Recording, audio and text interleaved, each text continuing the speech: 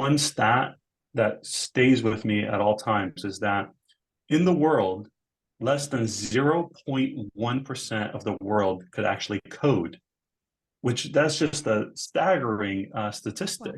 If you were to put that into context, imagine if I told you, in the world, only 0.1% of people could read. You would think that's wild, right? But that's the reality that we live in, is that we live in a highly digital world, but only very few of us can actually contribute to that world, could actually build within that digital world. So a lot of people that are looking to build something run into this issue of like, how do I get started if I don't have a technical co-founder? And I believe there's lots of ways to get started and to gain growth before you even find that technical person.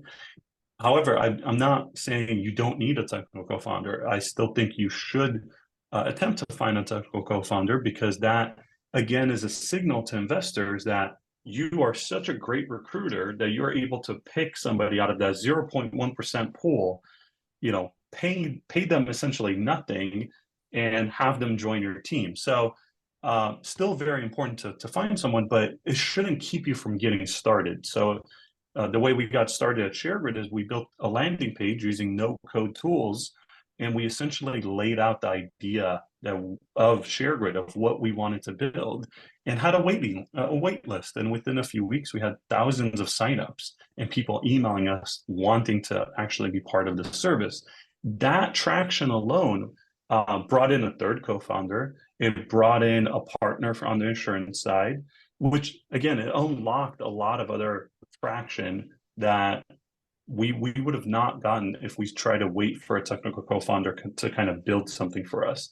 So I always encourage folks to find creative ways to get traction, because that will help you not just in the investing side, but help you find your next teammate, your next partner, your next customer. So that would be my advice, is that early traction. Don't let the technical burden kind of weigh you down to not get started. There's lots of ways to get started.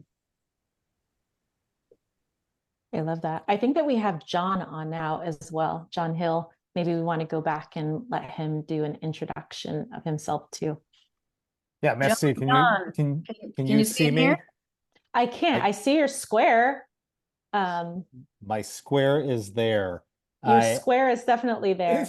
So for everybody, I'm John Hill. I'm the Evangelist at Techstars, fancy term for storyteller.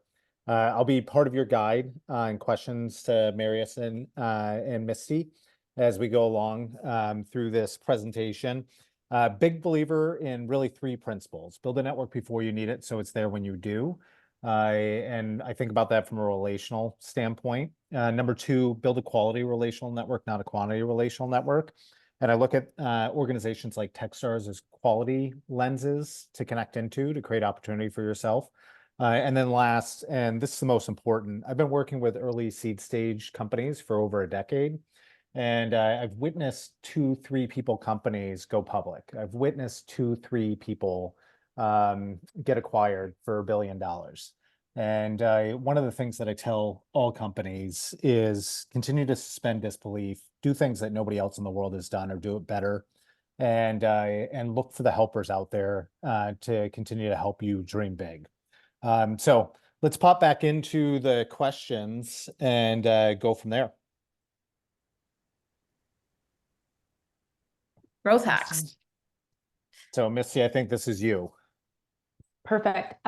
So I think that one of the first things that I want to define here is that the word common growth hacks is that's actually not something that goes together. And what I mean by that is growth hacking by definition is unique. There are a lot of times people, they're like, I'm a growth ninja, I'm a growth guru, I'm a growth hacker. And then they proceed to give you all of these things that everybody else is doing. And it becomes a very, very crowded market. So the thing that I just want to make sure that we are all on the same page and aligned with is that growth hacking that everybody is doing is just marketing. And that's a very, very important lesson I've heard it in a variety of different ways being a marketer.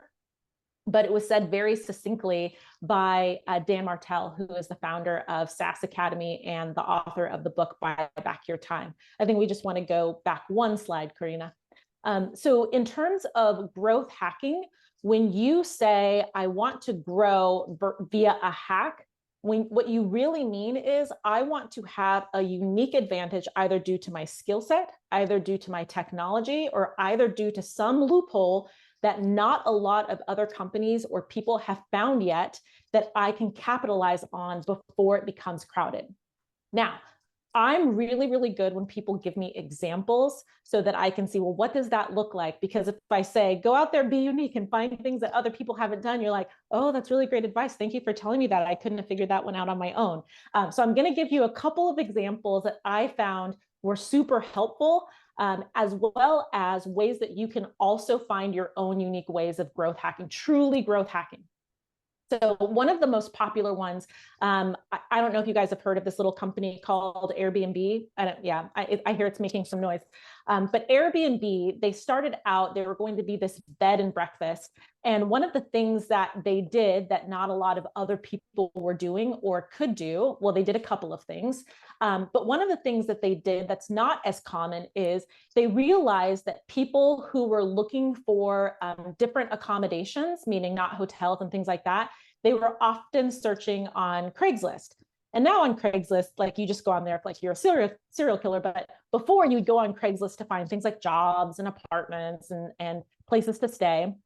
So what they did, they built into their technology this option for people to copy their Airbnb listing over to Craigslist with one click. You could also verify your information and you could post. So they capitalized on an already popular platform to gain traction on their platform. Now it seems like, well, Misti, that's so common, like post over here to get, views and traffic over here. But back when they were doing it, it wasn't as common, it wasn't as unique. And the technology that they built in order to do that, to verify and to post your listing with one click on a site that already had a ton of traffic, was something that allowed them to hack their way to increased growth that other people weren't doing. Another popular one is Dropbox. Dropbox was gamifying its onboarding process. So it gave existing users free storage if they shared about Dropbox on the social sites. Now everybody's sharing everything on social. It's like, oh, I had eggs for breakfast. Like, cool. But back then it was very, very unusual for you to share about a technology that you were using. So Dropbox was the first of its kind to be able to do that. You worked for Groupon, Marius. So an example of Groupon, you can totally keep me honest there, was that whole FOMO thing. I cannot tell you the amount of Groupons that I have personally purchased and never used. They really got me. But with Groupon, it was, you could not purchase the deal unless other people also voted and signed on that they were going to purchase it. So they held that deal. Basically, you were letting everybody down if you did not contribute to purchasing that deal. So they said, in order for this deal to actually happen, we have to get 20 people, 50 people, 100 people to say that they're going to buy it. So it was a little bit of FOMO, but also a little bit of gamification as well. And one that I used, you can color the hat any way you like it. I'm going to color it a little bit gray. But back in the day, Facebook, the end of Facebook on your Facebook, I guess it would be your profile name. If you were to take the very end of your Facebook name and then you put @facebook.com to it. So if I'm facebook.com/Misti Cain, if I were to take that Misti Cain and put @facebook.com, it would email the person's email that they used to sign up with Facebook. So back in the day, when I was growing a business of mine, not Wise, but another business of mine, I had a virtual assistant who went to popular groups, copied anyone who was actively engaged, like leaving comments, and put @facebook.com to the end of their ID, their Facebook ID, in order to get a beginning list. I would not recommend doing that now. That is very, very bad. People need to opt in, and I get that. But it was something that Facebook, number one, does not allow you to do anymore, thank goodness. And number two, it was something that not a lot of people were doing.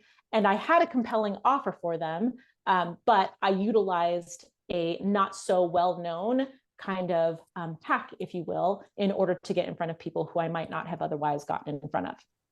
Now, For you to do that as well, it is looking for the trend setters or people who are first adopters into whatever technology or whatever it is that you're building. So if you're like, well, how do I do that? Number one, it takes creativity, but also number two is looking for, if you are looking for the people who are going to use your product first, those are usually the people who have the first of everything. They have the first iteration of the newest technology. They have the first iteration. They're the people who are signing up to do all the testing and things like that of new tech. So if you can find those places where those people live and talk to them about what it is that you're building, you have a higher likelihood of finding out how you can reach them that other people can't.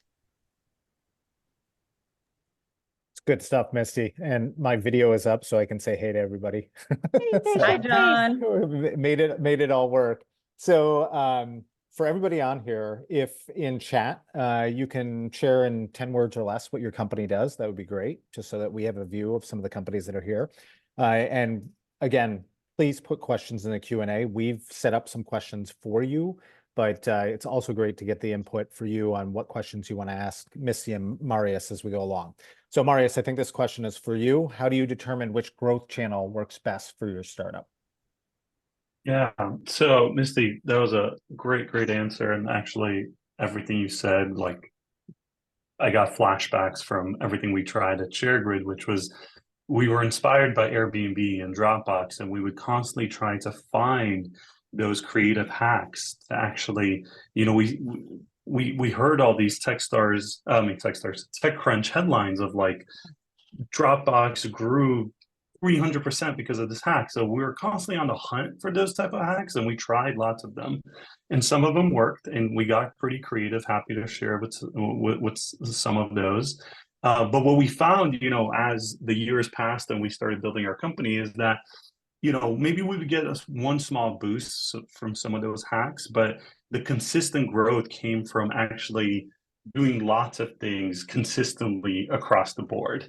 Not, and it's a balance. You can't be doing, like 7, 8 different marketing channels, but like we had like 3 or 4 consistent marketing channels that brought in a consistent amount of users that we could rely on and actually start to predict our growth almost. They were, very much like levers that we could pull based on the growth that we were trying to reach.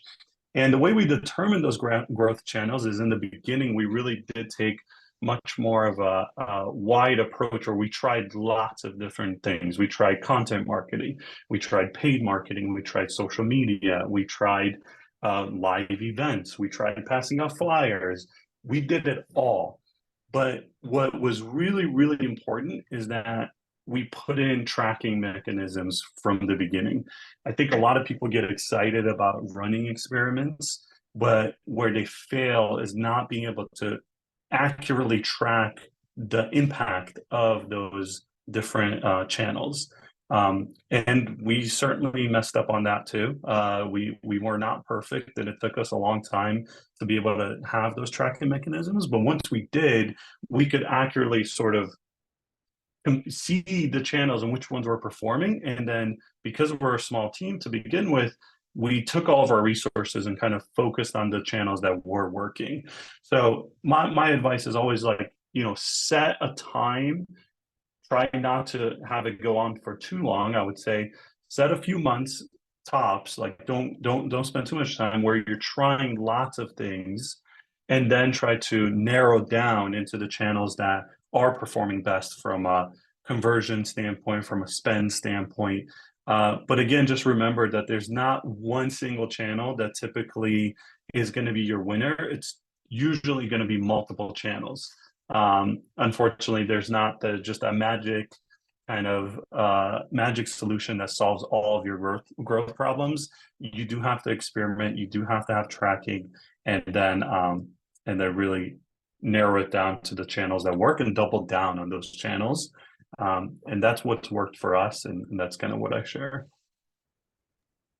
So while you were giving that answer, Marius, 80 people put descriptions of their companies in the chat, which is awesome. super awesome. So Misty, I think you're up next. How do you grow your startup with limited financial or human capital? That's a great question. I thought Marius was going to give us that Hogwarts kind of magic, but because he's basically saying startups are hard, which boo, but kidding. Yes, startups are very hard. That's why a lot of people either don't embark on them or because a lot of them fail, unfortunately. So the one thing that, and I like to start with caveats as well, because before you like jump all in or like, oh, I'm definitely going to try that, I do like to make sure I put up that kind of don't eat or don't drink this just because it smells good kind of warning that they have on the labels of things. So my warning for this particular answer is don't ask for something that you're not ready for. Now, it would be an incredible first world problem if you had so much growth that you could not sustain it. And you think, why wouldn't I want that? But that leads to very poor customer experiences. So when you're thinking of, I want to get introduced to this person, or I want to try these particular traction channels so I can get all of these customers, if your technology isn't prepared to handle that influx, if your customer support or your account executives or even the features that you currently have aren't prepared for that influx, then I would say hold off so that your systems are in place so that if that influx happens, and we all hope that it does, right? We want that hockey stick growth, that you are prepared to handle anything that comes your company's way.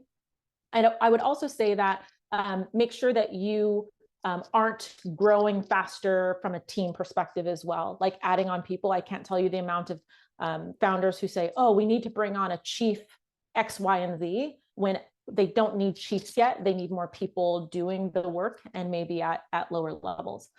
So that being said, growing without that financial or human capital starts with engagement. There is, I would say it's an arguable statement that your product does not sell, your engagement does. If you can get the eyeballs, if you can get the interest, if you can get people excited about what it is that you're building, and I think Kickstarter has done a great job of proving this as well. Sometimes you have nothing built yet, but you're keeping people engaged. If you don't yet have even your MVP, if you're not able to provide all the products, the features, and everything that you say you're going to provide in your vision, I would say start with engagement. If you can give people behind the scenes of what you're building, if you can talk to them about what it is that you want, the value that you want to provide to them, go out and speak to your customers about what it is that they're struggling with and their problems and things of that nature. But engage them in the aspect of what it is that you're building before you start trying to shovel people into your funnel. Because here's what happens. If you get a lot of excitement about what you're building and automatically push them into a product that's not ready, then you have lost that credibility and also sometimes perhaps that reputation of being able to provide a great product. So letting them know where you're at with what you're building, letting them know that this is what's coming and this is what we have now. If you have an alpha or a beta product that you're working with, communicate, over communicate with what can be expected and what cannot.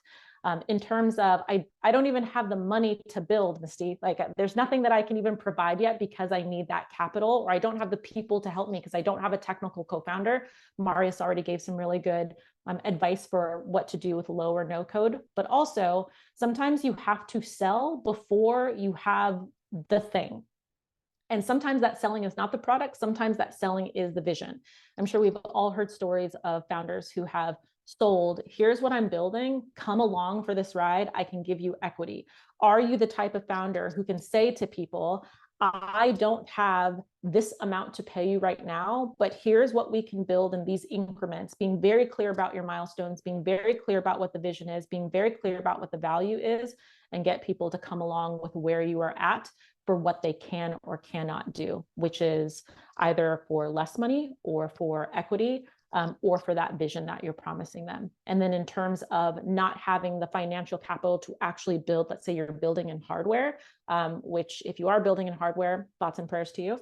But if you are building something in the hardware space and you don't have that financial capital, that is going to take a, how can we prove that this does the thing that we think it's going to do before you actually get it ready? So it's either going to take a really great network.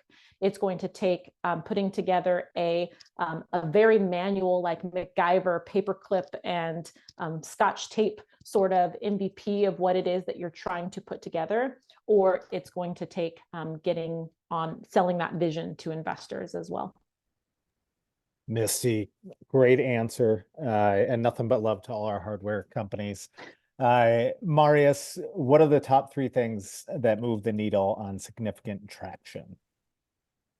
So look, I mean, it takes a lot of just precise. Well, first off, it starts with precise targeting. So you have to understand who you're selling to. You have to understand who your customer is. You have to start there, because otherwise you're just throwing things against the wall and hoping they're sticking. So that's the starting point, is you have to get intimately close to the customer, ask them a lot of questions. I wouldn't start building until you understand who you're building for, because otherwise you're just wasting time and money. So that's the first step. Then you need to get really great at storytelling and copywriting. How you present your idea really matters. Personally, I obsess over every single word I write in an email. I kind of, my team and I go back and forth on subject lines. I'm obsessed with subject lines. And, I won't brag, but like I get 60 to 70% open rates on almost all of my cold emails. And it's because my subject lines feel human. The way I've hacked writing great subject lines, in my opinion, is when I write a subject line, I pick one person in my mind from who I'm writing. I could be writing to 10,000 people, but I pick one person that I know, that customer, and I'm just writing an email to her, right? I'm imagining, if I just sent a personal email to her, what would I send? What would I put the subject line with? What would the copy be? And that typically converts better, because now my email looks much more natural. It doesn't look like a marketing email. I don't use emojis in my subject line. I don't use explanation points and try to sell within my subject line.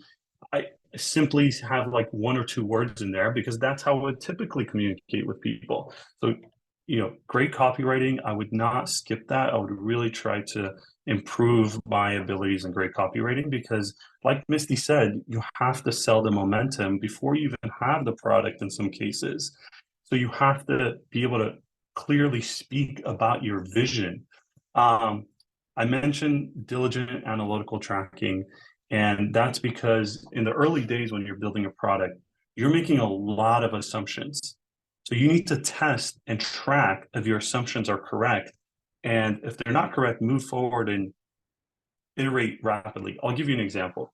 So when we were building ShareGrid, again, we had a wait list, right? We built a landing page where we sold the product before it was ready. Like most people thought the product was ready, but they were just being placed on the wait list. Nothing was built, right? We had no website.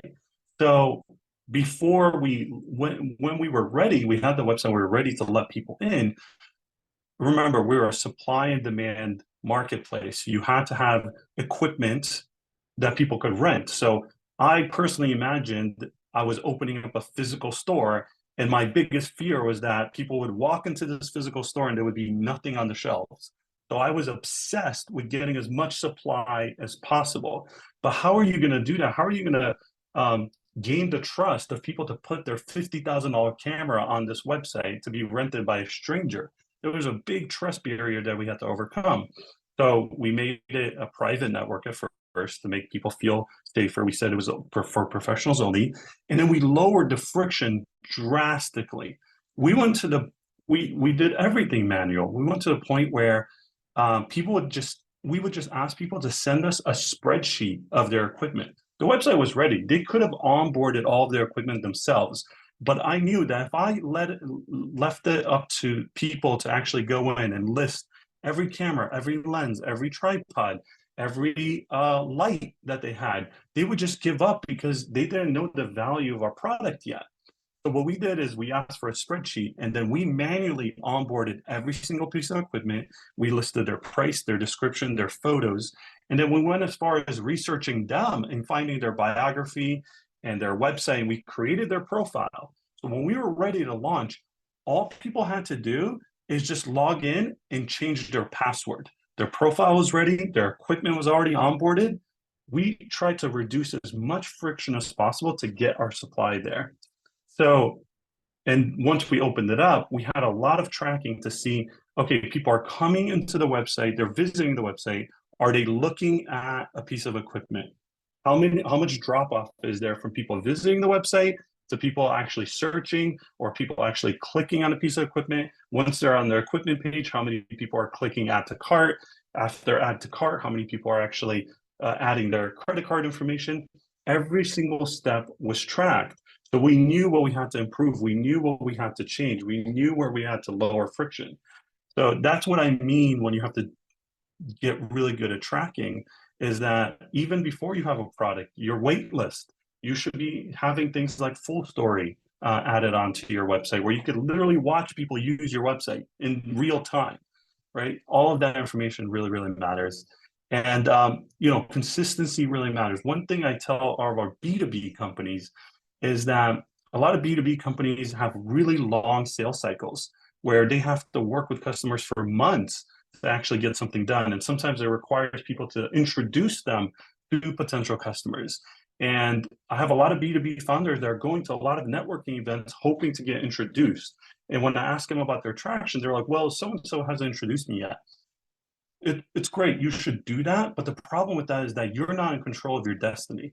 I tell B2B founders to get very comfortable with cold emailing and very good at LinkedIn, because that's in your control. You could actually predict, okay, if I email 100 potential customers and I get 2 phone calls, great, I know my conversion. In order to get 10 customer calls, I need to increase the number of people I cold email. So that's very much in your control. So you have to do both. You have to get really good at cold emailing if you're B2B, and you have to also network, obviously. So I said a lot there. I'll stop. Those are some examples. Marius, you and Misti are aware that I know a little bit about LinkedIn. Oh yeah, John you, is the best person to talk about LinkedIn. So I used to be an evangelist at LinkedIn. I was employed by the company from 2011 to 2014. I can tell you one of the most effective ways to navigate relational capital is by building very strong first level connections. So build out that like core of relationships to give you access to the next level. So Marius is talking about cold outreach, which is one aspect of it, but I would dovetail that by building the right relationships to get to where you need to go. So they kind of go hand in hand. So we have one more question and then we're going to get into Q&A. So I think this is actually probably for Misti and Marius. What does Techstars look for in terms of traction when evaluating startups? I'll take this one. I'll keep it really brief because I see that we have like 32 questions in here and I want to make sure that we get to as many of those as possible. Thank you all so much for putting that into the Q&A. The first thing that I want to do is make sure that we're all on the same page about progress. Revenue is amazing, but that's not the only type of progress you can have. Marius has talked about having waitlist customers. You can also have letters of intent. You can also have customer learnings as well when we're talking about progress. So if you say you've built this MVP and you started out with these set of features, and then you've learned through your customer discovery that those are actually not the right ways to go, and this is how you've pivoted, that's a form of progress. If you know that you can lower your cost of acquisition for a customer by 30 cents by doing X, Y, and Z, or increasing your spend here, or changing your messaging there, that's also a form of progress. Techstars also has 6 heuristics that we look for in amazing founders, and progress you'll see is one of them. The first one is team. Second heuristic is team. Third heuristic is team. Anyone want to take a guess as what the 4th heuristic is? Feel free to drop it in the chat. We've got team, we've got team, we've got team. Number 4, yeah, so you guys put team, and I do, it's a very, very not nice joke that I do, because everyone's like, well, obviously it's team, Misti, because you said it 3 times. It's not, it's market. I'm so sorry. That's for my own enjoyment, but that was such a great guess. So number 4 is the market, and the number 5 is progress, and then very last is the idea, and that's because ideas can and should change. In terms of the team, and I'll just go over all 3 very quickly. When we're talking about team, do you have the grit, the resourcefulness? Are you coachable? Are you a captain? And when I say captain, do you ship like it's your full-time job? Are you someone who is going to work on this startup and make sure that it succeeds no matter what? And also, do you have special skills, subject matter expertise that makes you and your team the perfect people to be building a solution? So it's kind of like an amalgamation of all the teams. And also, do you all work well together if you're not just a solo founder? When it comes to the market, are you building in an area that could support, let's say, potentially $2 billion companies? Is it a market that would support what it is that you're building for startup growth? Because remember, lots of you are building good businesses, but are they venture backable? Would you be able, can I close my eyes, easily see this as a $100 million business, which is very, very difficult. And then progress we just talked about. And very last is your idea. Idea is amazing and it's great, but ideas do and should change based on what your customers tell you, and then also based on trends and what the industry is insinuating as well. And then very last, when it comes to this, the misconception about what an accelerator does, a lot of times people who, for whatever reason, we get a lot of applications, we're not able to select everybody. So people are like, well, I thought you're an accelerator who helps startups. I need help. Why won't you help me? And Trey Bowles, who's the managing director for Techstars Anywhere, as well as Techstars Dallas-Fort Worth, says this very, very well. I'm going to try and copy what he says, but I may mess it up just a little bit. But he says that we don't help startups that, we don't accept startups that we think we can help become successful. We accept startups that we think are already successful, that we can help them to do that more quickly, or as we like to say at Techstars, is to do more faster. So definitely we are all about helping founders, but for a venture backable startup, we are looking to see on that curve of growth that you are making demonstrable progress and that we can just help to accelerate that. All right, Misti, Marius, we're going to go on speed round of Q&A because we have now finished the kind of prescriptive format that we had developed for this on question and answer. So I'm going to try to help guide you through this process and get you. So think about this as like speed round. Every question is 1 minute, hit the buzzer and go. And so we'll start with, for both of you, and we'll just leave it open for both, whoever answers first goes. What books do you recommend for disruptive growth hacking strategies? There is a Hooked, I think this is the name of the book, which is essentially to build viral loops. That was incredibly helpful because it kind of touches on a lot of aspects of, honestly, product design. At least the way I look at it is that, depending on how you engage your audience, for example, let's say that, your audience, let's say, hangs out in a library and you decide to do an iPhone notification. Is that the best way to kind of engage somebody? Maybe you're using a sound, you're designing your product, or the sound goes off. Well, will your audience actually be in a place where they can answer and react to that notification? So all of that you have to take into account, and Hooked kind of covers a lot of those tactical sort of approaches to design a really sticky product that gets people to, just like the title says, kind of hooked on your product. So that was probably one of my top favorites, but honestly, I haven't done a lot of reading on this topic. Much more is just a lot of trial and error and learning from others. I'm a big believer of, if there's people in your space that have done it or have done something similar, but you have a different take, don't be afraid to learn from them, get inspired, put your own spin on the idea. So I think a lot of ideas just anything by Seth Godin too, like Traction. Anything by Seth Godin, I think, is great. And then if you want to learn how to pitch really well, Talk Like Ted by Carmine Gallo.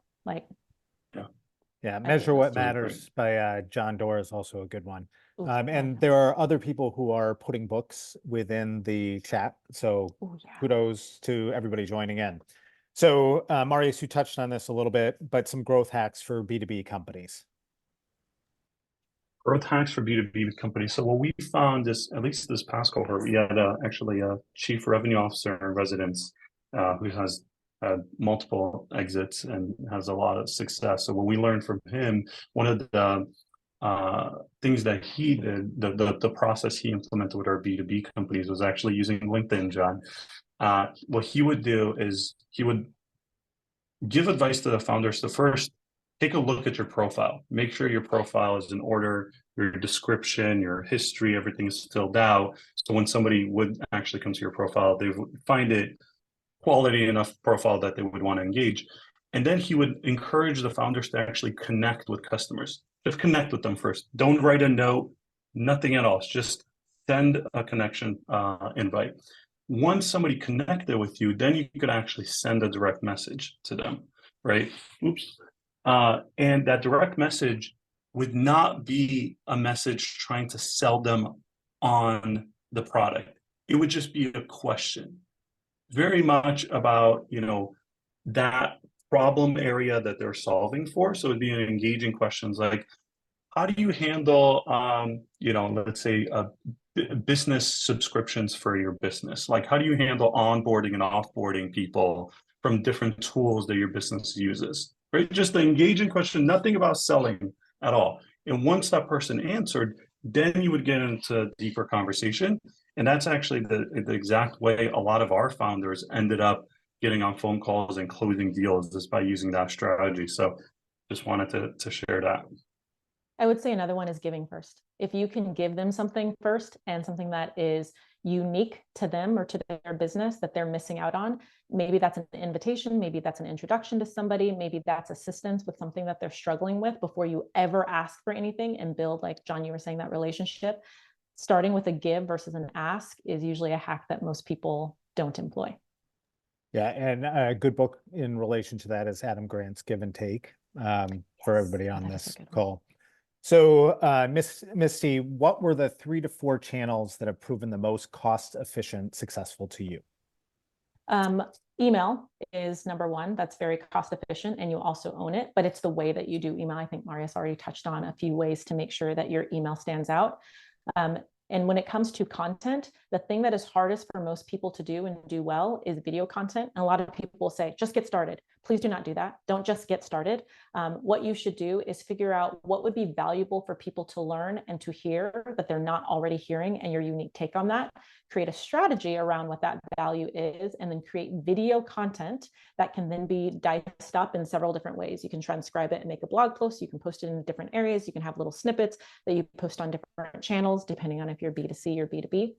So email for sure. I think video content is really, really helpful, but it's hard to do, which is why a lot of people aren't doing it, and to do it well.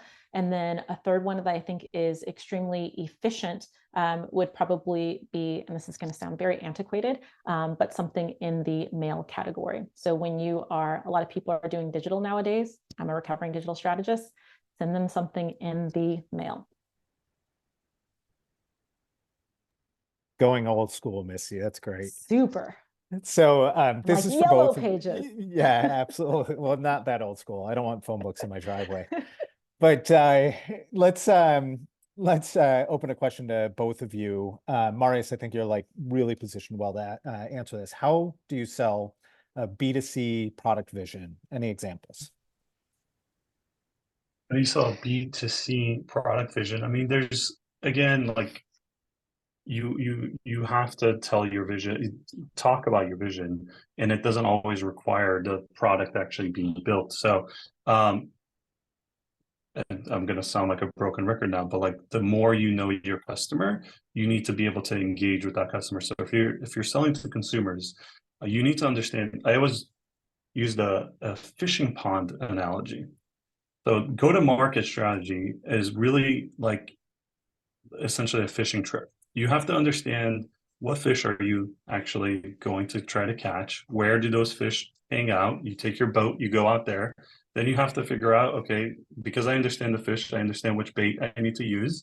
And then you sit there patiently until you're able to catch a fish, right? So it's the same thing with consumers. If you're selling to consumers, you should understand who your customer is. You should plan out, how do they spend their day? Where do they hang out? Which groups do they engage with? What events do they go to? What are they talking about? What are they reading? And if you understand all of that, you should find opportunities to engage with them and have conversations in a very give first sort of manner. So you don't come off super salesy, where you are providing value, right? I'll give you an example from my own past that we've used. One of the most, and it kind of touches on the previous question, what was the best channel for us? Content marketing was huge for us. What we did was we actually built the largest lens test website in the world, where we filmed different lenses head to head, and provided a tool where people could compare different lenses next to each other to make a decision on which lens they should buy or rent. It had nothing to do with our website, but we just made a free tool for people to use, and I got thousands of signups. So again, we knew what our customers were into. They would geek out over different lenses, and we built a tool for them to geek out even more and gave it away for free. The only thing was you had to sign up to actually get access. So it sounds like a boring answer, but get to know your customer, and then it'll become much more clear on how to go to market and how to sell your vision. I would also say specificity. A lot of times people use a lot of jargony words and people can't envision the desired outcome. They're like, we are a B2H, business to human entity that allows you to live your best life. Well, my best life, John's best life, and Marius's best life are probably very different lives. So instead of doing that, be very explicit about what that outcome is and what that desired value that you're going to provide. Instead of utilizing a whole bunch of jargon, literally paint the picture for them. You don't want to mow your lawn anymore? We will come and do it for you every single Saturday so you can get back to going out fishing. Like, that is super specific, and instead of, you know, some of the other interesting words that people choose to describe what it is that they're selling. So playing into this, and it was something Marius said earlier, we had 3 questions about effective subject lines that you've used, Marius. So now you got to get into the weeds. Yeah. So again, my team and I go back and forth on this. They say I have no emotion in my emails, and they're probably right. So we just had we had demo day, we had investor day. I had a list of over, I think, several thousand investors, which I cold emailed essentially to invite them to our investor day. And the subject line was investor day. That's it. Right? I could have gone with, come meet the greatest companies ever. Companies in Seattle are on the rise, right? Like, I could have used any of those. I could have said Techstars Seattle Investor Day, but no, I just said Investor Day, and that had, I think it was like 67% open rate. And these are cold emails to investors, right? And then in the body itself was very straightforward, right? It was one line on the momentum these companies have had, and a little bit of FOMO of like how many other people have signed up already, so they're not taking the leap first, right? There was a reinforcing sort of supporting line, and just direction on how to sign up. I was not trying to really sell them, so I would just try to stay away from selling. If it comes off as salesy, it typically doesn't work.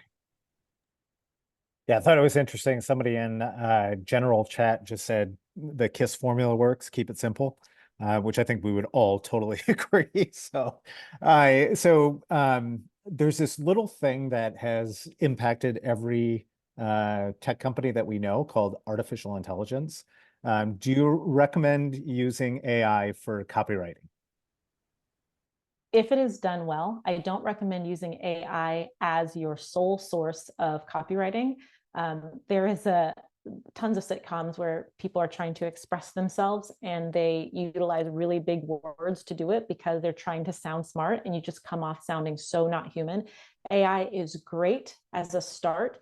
However, when we're talking about being great at copywriting, a lot of people think, oh, I should just intrinsically be great, or AI will do it for me. Look at examples, read through those examples, try to rewrite that example in your own words and see how close that you get. And then what Marius said earlier is testing what does and doesn't work. Same with AI. Utilize it for a start, rewrite it in your own words, keeping the nature of what it is that you're trying to get across, and then test to see what works.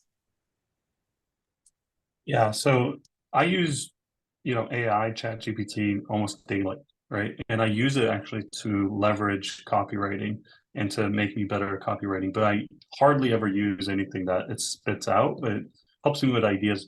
My most common prompt that I use is, make this more concise and clear. I'm always trying to cut down, right?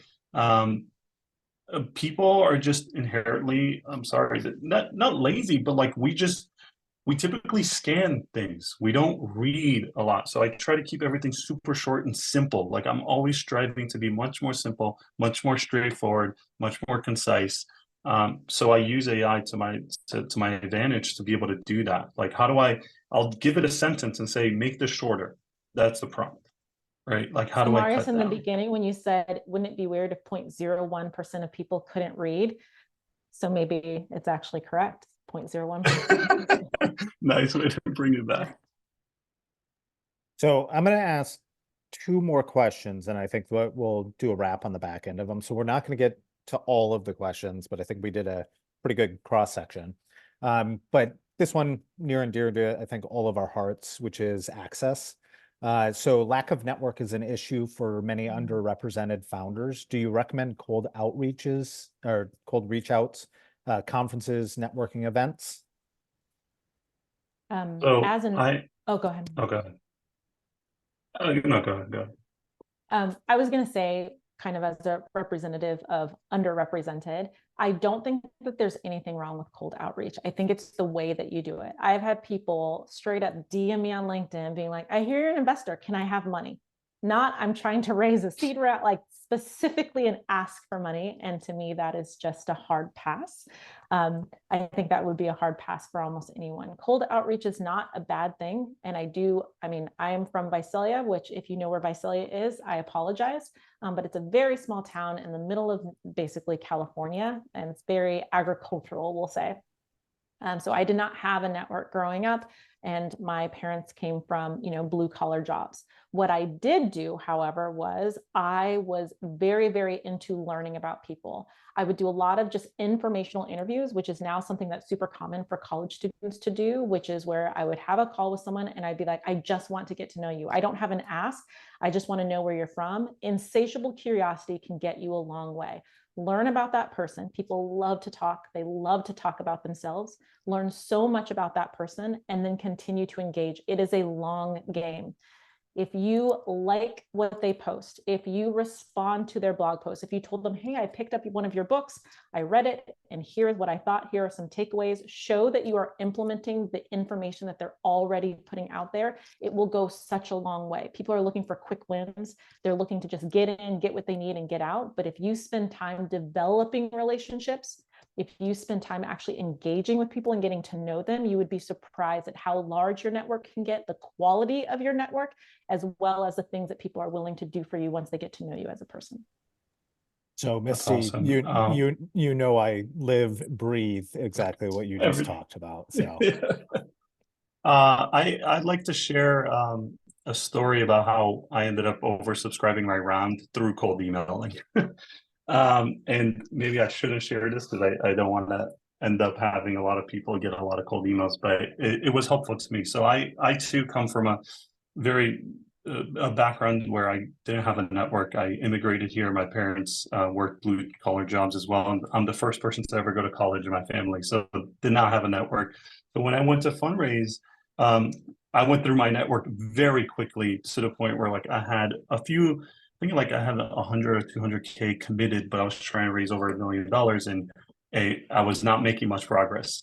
So what I started doing, because I knew that cold emailing investors doesn't work. I don't recommend it. They get cold emails all the time, and it's actually almost a signal that like what's going on with this founder, they're not able to get to me through other networks, so something must be off here.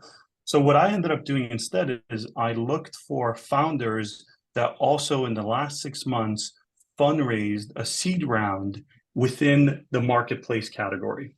So I created a list of founders that raised in my category, not competitive to me, but in my category. And then I cold emailed founders and I said, hey, congrats on your recent round. I'm also going through fundraising at the moment. I would love your feedback, just 15 minutes of your feedback on my pitch deck, if you don't mind. Huge conversion. People, first off, founders are very empathetic to your journey because literally they just went through what you just are going through. So most of them answered and said, yeah, happy to give you feedback. And once I gave them my pitch, some of them were really interested in what I was doing. And because they just received fundraising, they had several investors in their network now that they felt almost in debt to because they just received money for them. So they wanted to return the favor by introducing deal flow to them. And here I was, and I received a lot of introductions that way from other founders introducing me to their investors. So I wish we could answer every single question and stay on for another half an hour. That's not going to happen. So we're going to have to start on the wrap of this incredible hour that we got to spend with the two of you. Misti, if you want to give connection to socials, generally I talk about X and Threads and how people could continue the conversation. Feel free. And Marius, do the same thing with you. LinkedIn, I'm Misti Cain, all I's, Misti, and then last name is Cain. I'll drop a link here. And then also on X, I am Hey Misti Cain, Hey Misti Cain. Yeah, I'll drop it in here because my name is fairly long and I'm sure people will misspell it. But on LinkedIn, it's just my full name, so you can just search for me. There's not many of the same name. And then on X, made by Marius. Again, back my design world. And yeah, happy to engage. LinkedIn would probably be my primary area where I engage with founders. So please connect with me there.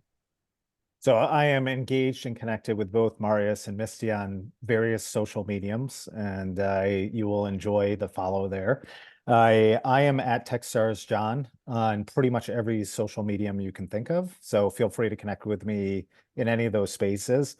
Wanted to give you a few resources on behalf of Techstars. So if you're looking for a job, we have about, I think, 2,700 Techstars portfolio companies that are offering positions right now at jobs.techstars.com. We synthesized some of our best learnings out of our accelerators and did a video series that I think is absolutely phenomenal at toolkit.techstars.com. So you can see how you can build your company based on some of the learnings that we've done through our accelerators through time. And then last, if any of you want to learn what it's like to go through an accelerator, what Techstars is, take a view of our portfolio companies or apply to Techstars, please go to techstars.com. Thank you all for taking your time with us and sharing these moments. You had two of my favorite humans on earth on this, which is fantastic. And I get to see them in person on a fairly regular basis, which is fun. But from Boston, Seattle, Missy, where are you at right now? Are you in San Diego or LA or where? San Diego. San Diego, right? On behalf of all of us, mad appreciation for sharing the time with us. Hopefully this was helpful for all of you.